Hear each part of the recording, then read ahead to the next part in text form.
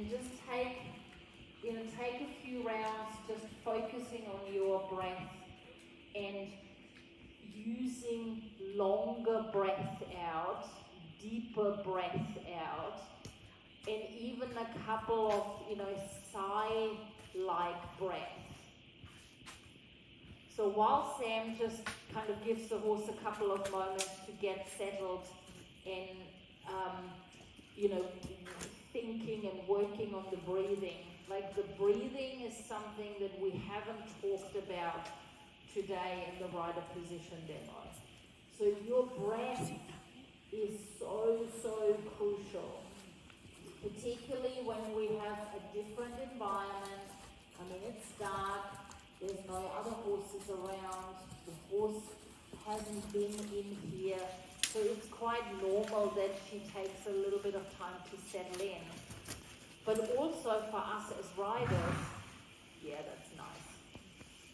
Also for us as riders, like coming into a new environment, having people watch, maybe go to a clinic or go to a show, it's so normal that we just hold on to the breath for a moment, that the breath becomes a little bit more shallow, that we start getting a little bit tense. And so if you can just make it a bit of a habit that at the beginning of each ride, if that is in the paddock at home, if that's the beginning of a lesson, if that's when you go out, competing somewhere, just give yourself those first 5 minutes to relax your jaw. And the best way to relax your jaw is to smile. Like how often do we get photos, from other people and they watch us ride and it's like, and the jaw is clenched and we look quite grumpy.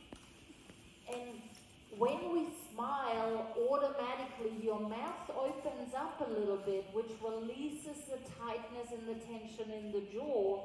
Your photos look better and you'll feel the smile through your entire body because it starts to release the tightness in the neck. It softens the shoulders. It often drops the shoulders, which then obviously has a big impact in our hands and how we communicate to the horse through the rein. So smiling is a really good just warm-up. Even if you feel it's a fake smile, the horse doesn't know. Even a fake smile is enough to open and loosen the jaw and just become a little more regular in your breathing, especially making the breath out a little bit longer and deeper. That starts releasing tension. Sam, if you want to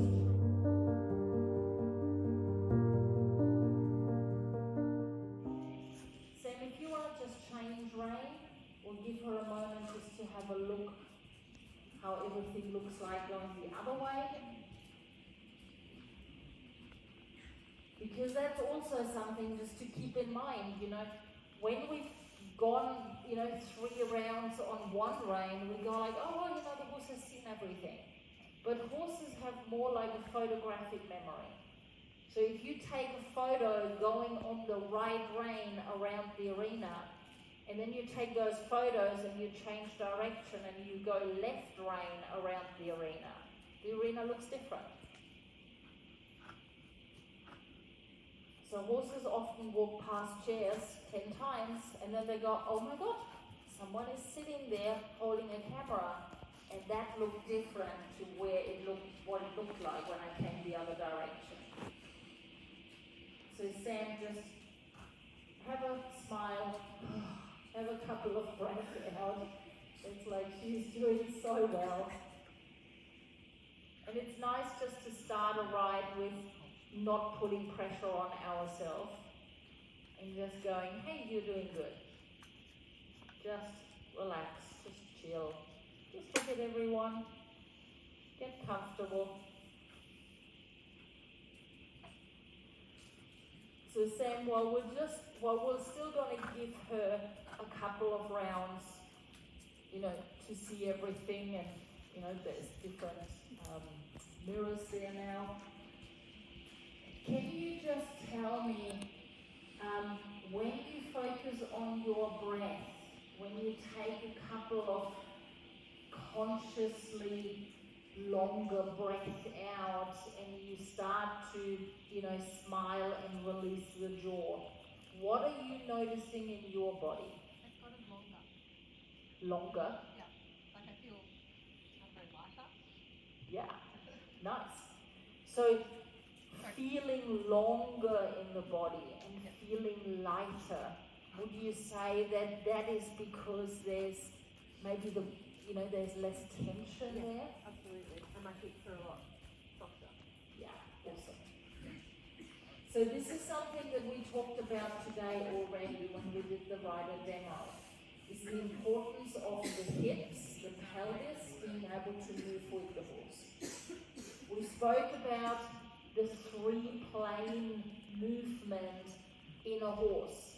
And so just take a moment, while Sam is walking, have a look at these 3 planes. And just as a bit of a reminder, so in the walk and in the trot, there's 3 different movement patterns that are happening.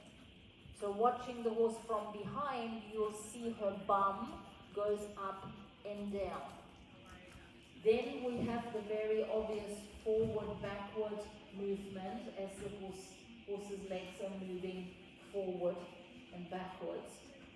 And then we have the rib cage, where you can see Sam's pelvis is starting to move in a very subtle side-to-side movement that allows the swing of the horse's rib cage. So we combine the 3 planes, the up, down, forward, backward, side to side, and those are the planes that the pelvis needs to absorb. So by relaxing and softening our upper body, then developing the core strength and the core stability to give us balance, the pelvis can then move with the horse, which allows the horse to move more freely. We have less interference and blocking, and then we get not only better movement from the horse, but our ability to move the horse, influence the horse in the movement, and place the horse where we want to place it increases, and it's so much better.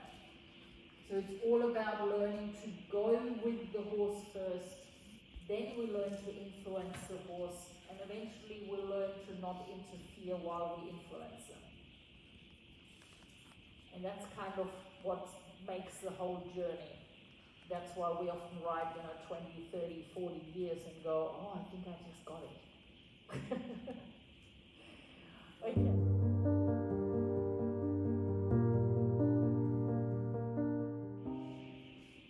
So Sam, when it comes to rider position, I'm really sort of looking at not so much, are you sitting correctly, as in, is your shoulder in line with your hips and are all the angles right? I'm more so looking at how does the horse move?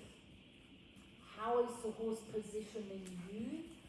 How does your position affect the movement of the horse? And then we kind of have a bit of a play with that, and we'll see where we end up. Alright. So, the first thing, and that kind of continues throughout the whole lesson, is just be aware of your breathing. Occasionally let go of a deeper, longer breath out, and just feel particularly shoulders, neck, arms, how that just starts to soften.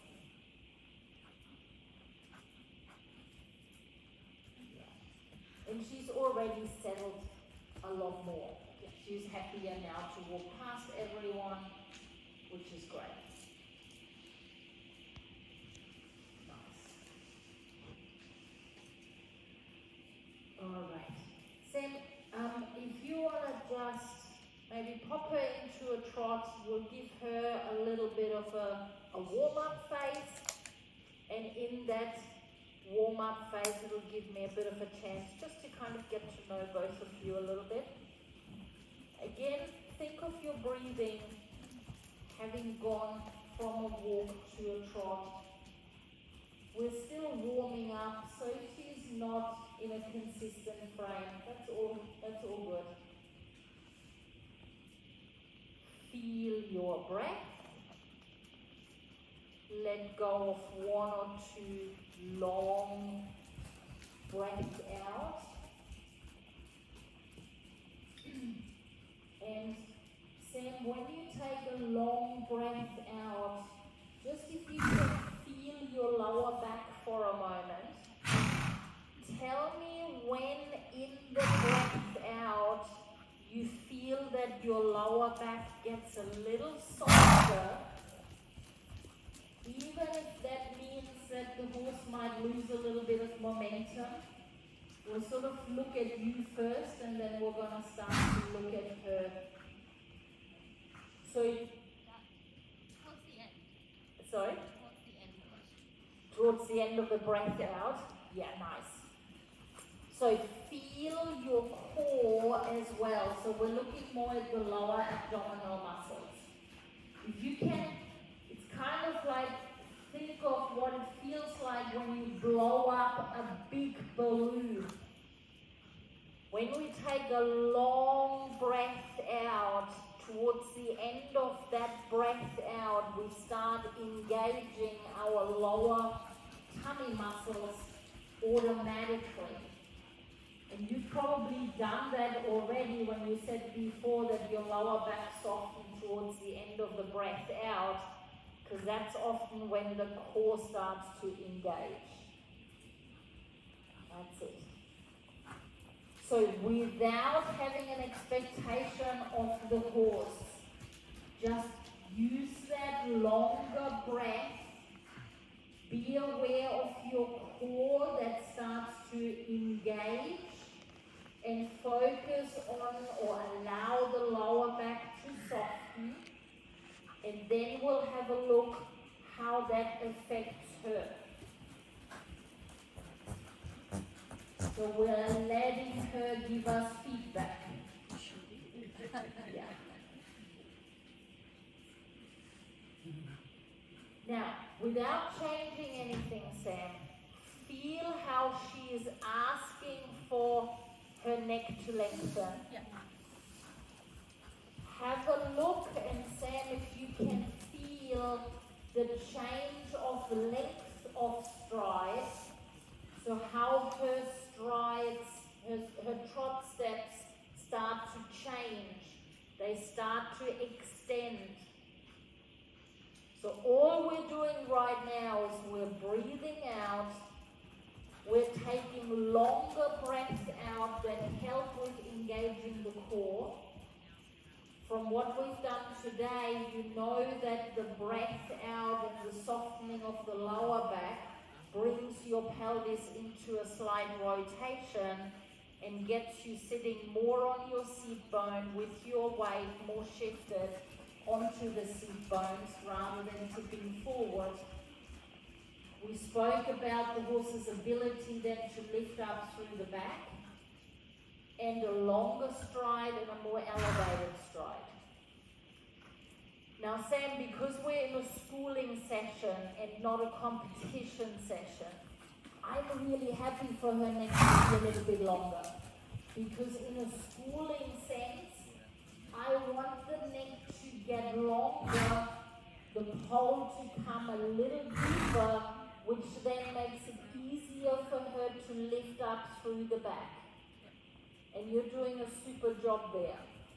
So just by you breathing out, engaging your core and softening the lower back, that brings your seat or your weight slightly further back, the influence on the hindquarters of the horse and your influence over her core engagement, that then ultimately starts coming up more through the back, is starting to produce a different trot.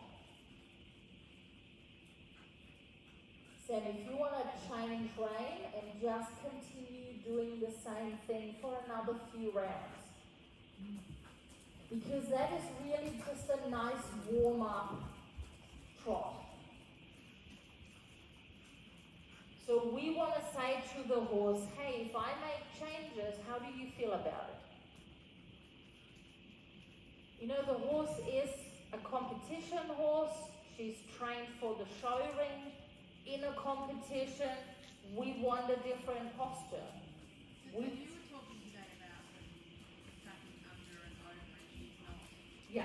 doing that. At the moment, there's still a bit of tension there. And that's good spotting.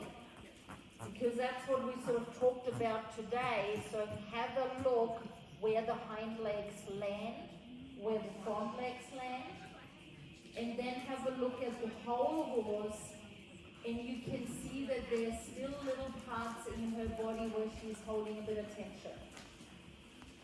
And so, Sam, feel through your, through your seat where some of the tension is in her body. So, Mainly at back end. yeah, It's not coming through. yes. Now, the back end is not coming through. For a moment, just feel through her neck and her contact. Yeah. So because at the moment she's still a bit reactive to the bit, when she comes, like before when she started lengthening, the neck started to lengthen, but there was still tension through the neck and there was a bit of snatching. And that shows us also that she hasn't let go through the back. So Sam, if you can take another couple of breaths, let her lengthen the neck a little more.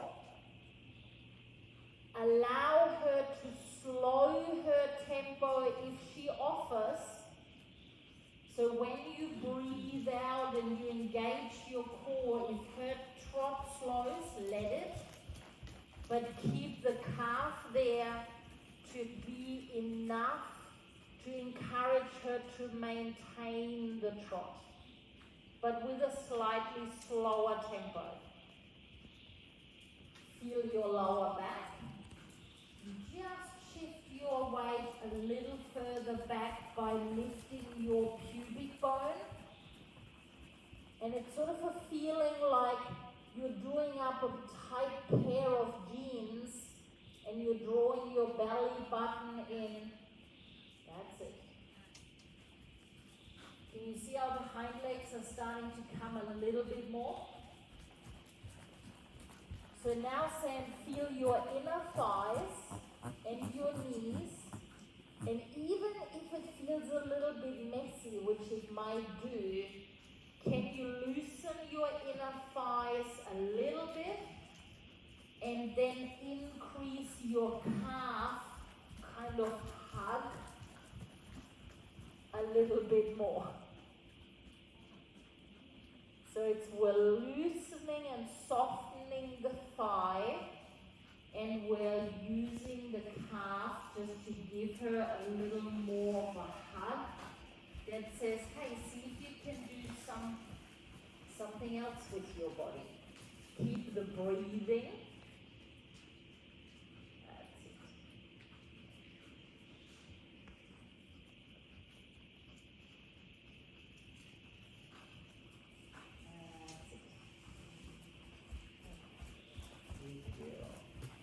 Just maybe reach forward with your left hand, give her a little pat. Good girl. That's it.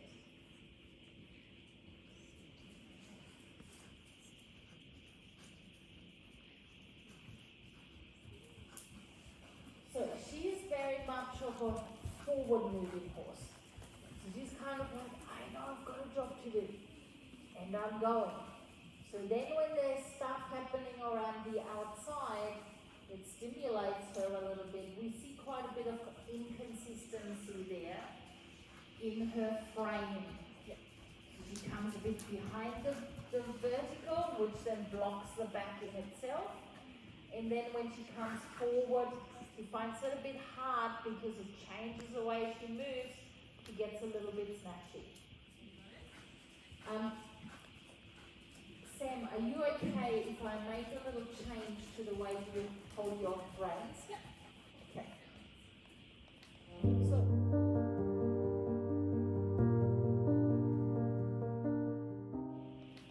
So what we're going to do, this is one of the things we didn't go through today. All right. Good girl. Oh, so clever. All right. So the way we normally hold our reins, if you want to just show that, Sam. So we hold the reins and our thumb normally sits flat on top of the rein that comes out of the hand. Okay, like Sam is holding there. That's normally how we hold the rein, and it's correct.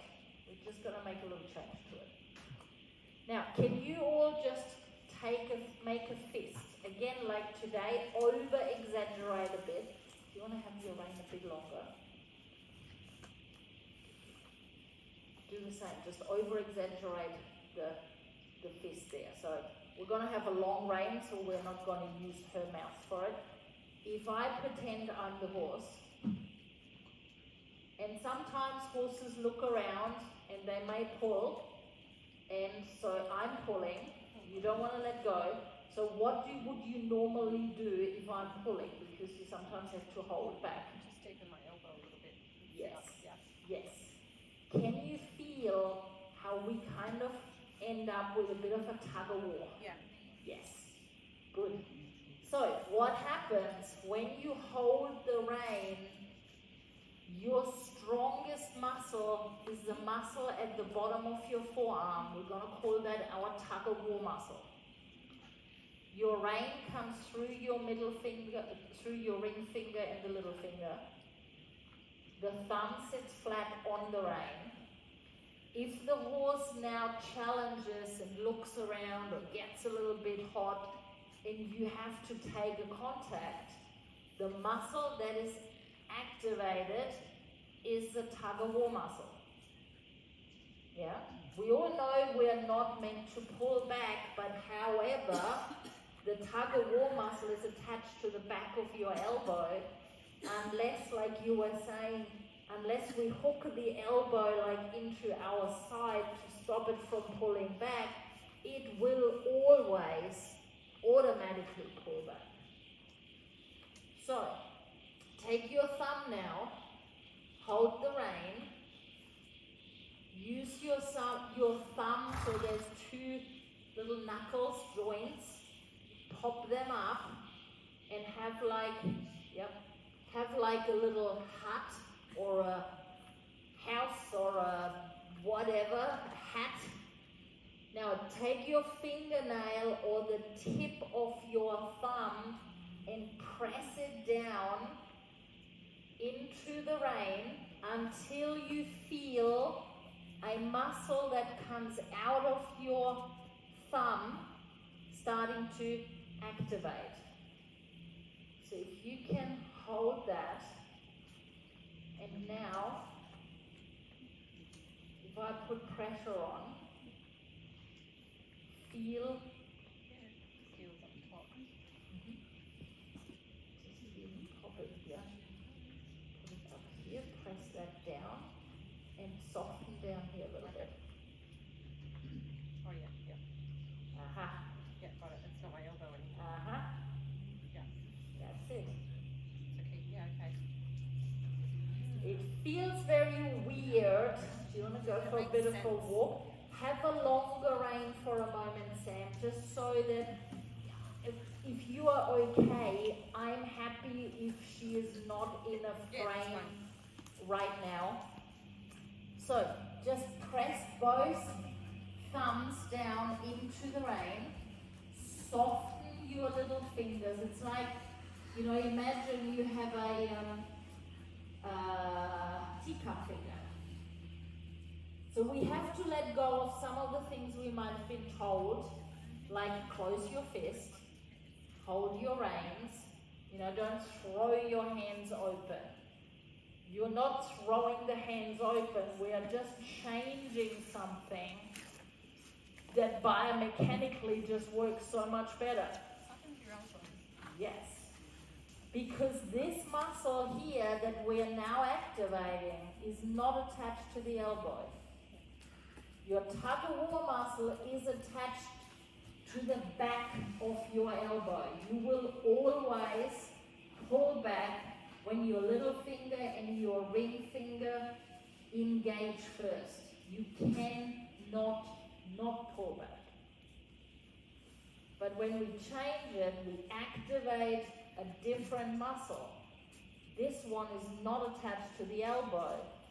So now, and Sam, if you want to go back to the breath that activates your core, that softens your lower back, and then you push the thumb down, and you find now that your forearm and your elbow are a lot softer, while you still have a consistent contact. Now, why did I ask Sam to change the way she's holding her reins? We saw before when we went through the breathing and we encouraged the horse to lengthen through the neck, to get her to start moving her back a little bit more.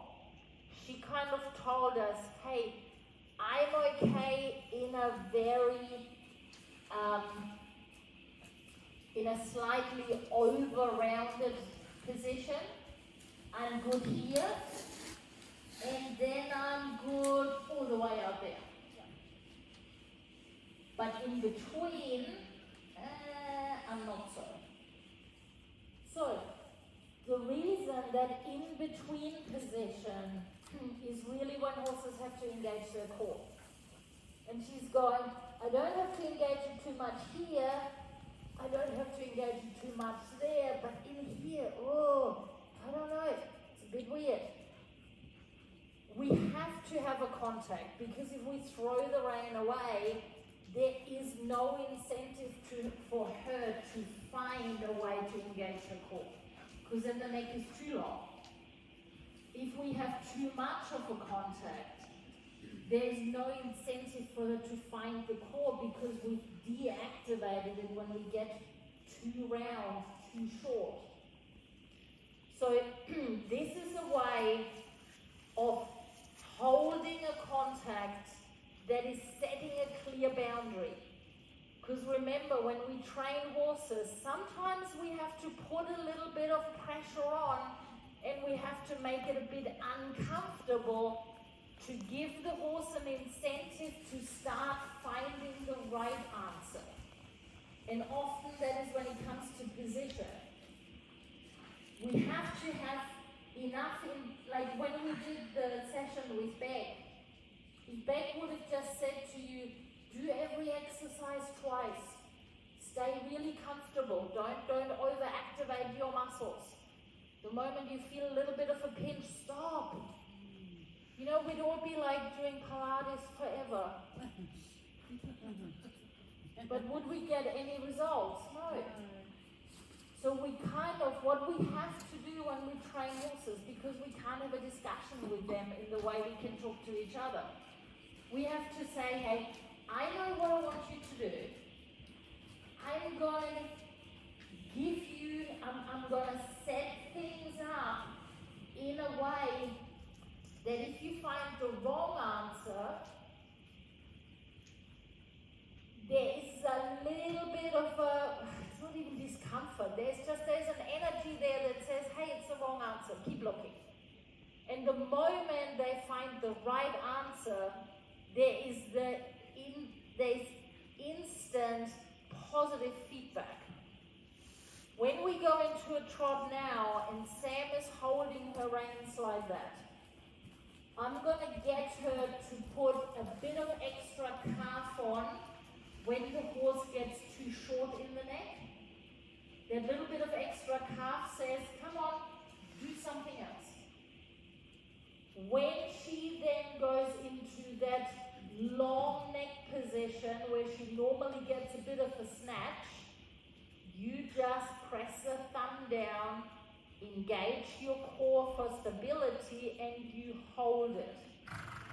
Now what we want to do is we don't want to fiddle. Get comfortable with her putting a ton of weight, potentially, onto the bed, and you're just holding it. And by holding it, we're going, wrong answer. There's pressure. You putting the pressure on. Find a way to take the pressure off. Because when the rein is long enough and we're just holding it and we're keeping momentum, she might go, I don't know. Oh my God, it's gone. I don't know. Oh, there it is. Does that make sense? We're putting a boundary there, not a boundary where we pull back, a boundary where we go, long as the neck is too long, but there it's good. Yes. So we're just helping her to find the right position that is then more beneficial to her body overall.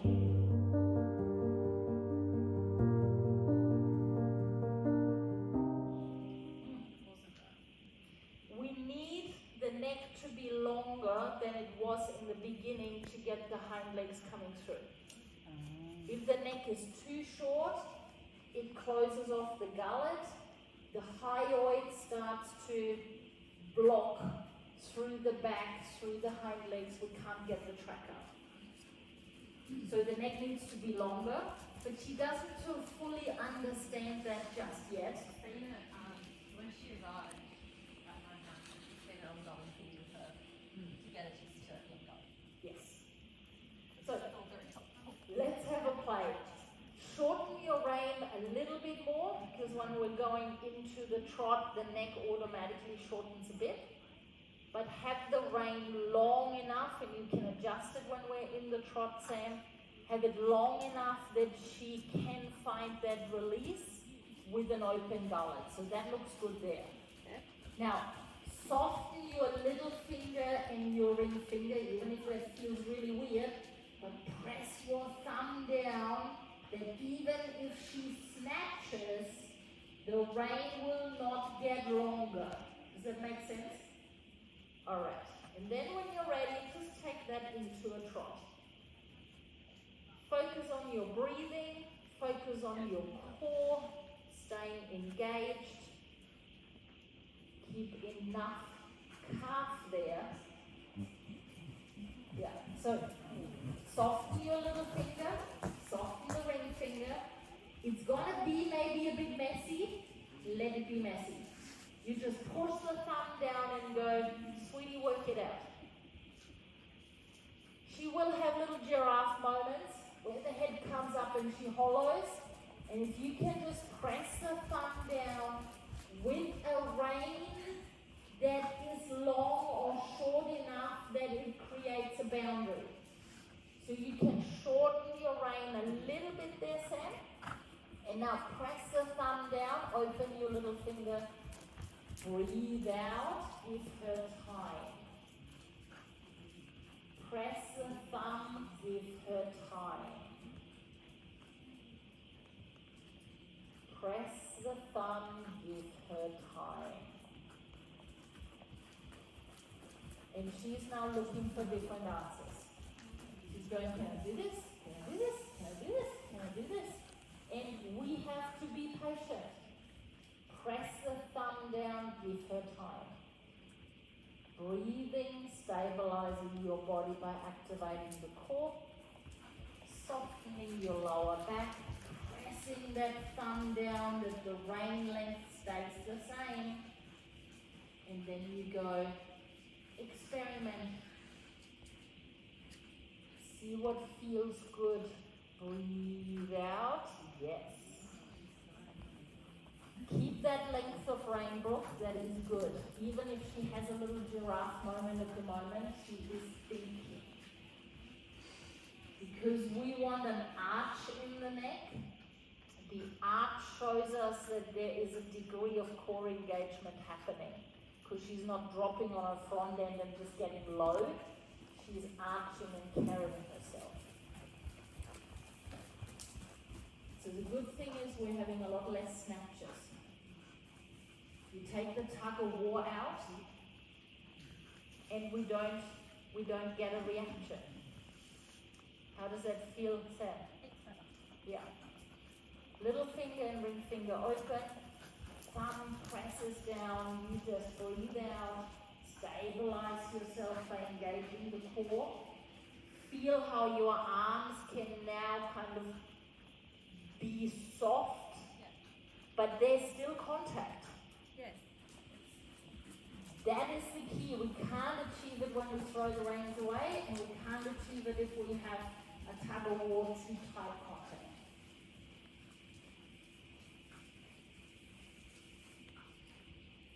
So what you can start doing now, keep the hands as they are, Sam. Check your core, keeps you stable. Soften your knees and thighs a little bit, and then just increase the calves a little bit while you breathe out. So now we're saying, hey, you're starting to think in the right direction. Let me help you to just get a little bit more energy, and it makes it easier. That's it. Just check your right hip and your right thigh, Sam. Just let your right toe come out a little bit. Again, we're going out of the show ring and the competition and stepping into the schooling. So let that right toe come out a bit and feel how your calf becomes a little more effective with the toe out. Yeah. So she's still stepping a little bit short. We're not getting that full traction, but I'm liking the change in the frame. When you're ready, Sam, you can change rein. Feel how your calf hugs a little more and has a bit more contact when your toes just come out a little. Let the ring finger and little finger open, but press the thumb down. Give her a moment. This is just another question she's asking. She says, can I just run away from it? And you breathe out and engage your core and you go, no, you can't. And thanks for asking. Take a long breath out. Yes, feel your elbows, Sam. I love it. Feel how they are a lot softer. Keep the length of rein for a moment. It's nearly too long, but just stick with it because it may be enough. Otherwise, we'll shorten it. Just press the thumb down, little finger stays open. Yes. Yeah. Now, if you can, if it feels okay, Sam, reach forward with both arms a little, but press the thumb down more. So now, even that we have a loop, press the thumb because she will still feel it, but we're now saying to her, just lengthen a little. Breathe out. Take a long breath out. See if she, better. So this is where we show a bit of trust and saying, hey, I know you're not going to run off. Breathe out again and just engage your core a little bit by softening your lower back.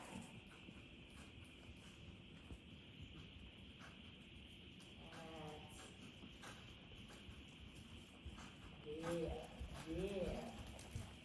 We're seeing some really nice moments. She's not keeping it consistent yet.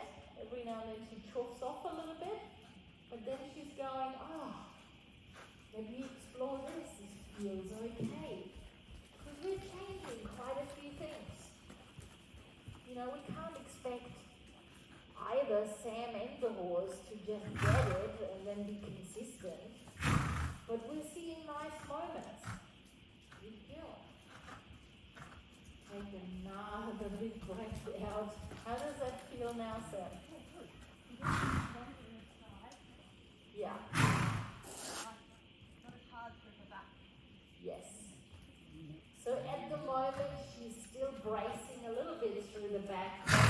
You know, I'm seeing enough really nice changes there that I'd be sort of encouraged to say, let's just work her like that, for a couple of weeks and see how she goes. Because we need to, if the neck is too short, and often horses block themselves. It's not a short rein and riders holding them. Like horses also learn when they hold themselves a bit tight, they don't have, they don't step out as much. And sometimes that can just be, more comfortable for horses because they're not using as much core. And if they are a little bit tight, and Sam was saying like it's a client horse and it came to her to make some of these changes, she might have just been ridden in a short neck for a while and she just blocked herself. It happens. But here we can just say, let's just start unblocking things a little. And I like the fact that she's learning to maintain her own tempo a little bit without relying on the contact for tempo regulation. So let your little finger go again, pressing the thumb down, good job. And she's starting to explore and putting a little bit of good weight into the bit. Good weight is when horses shift the bit off the tongue onto the roof of their mouth. And then in the acceptance, they move forward into the bit. It's very different from moving forward into a bit that presses down onto the tongue.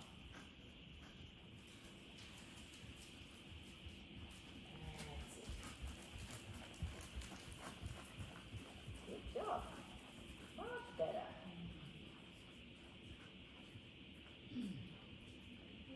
Those moments when she sort of comes up, just come back to a walk, Sam. Let her have a bit of a think and a little break. She's done so well.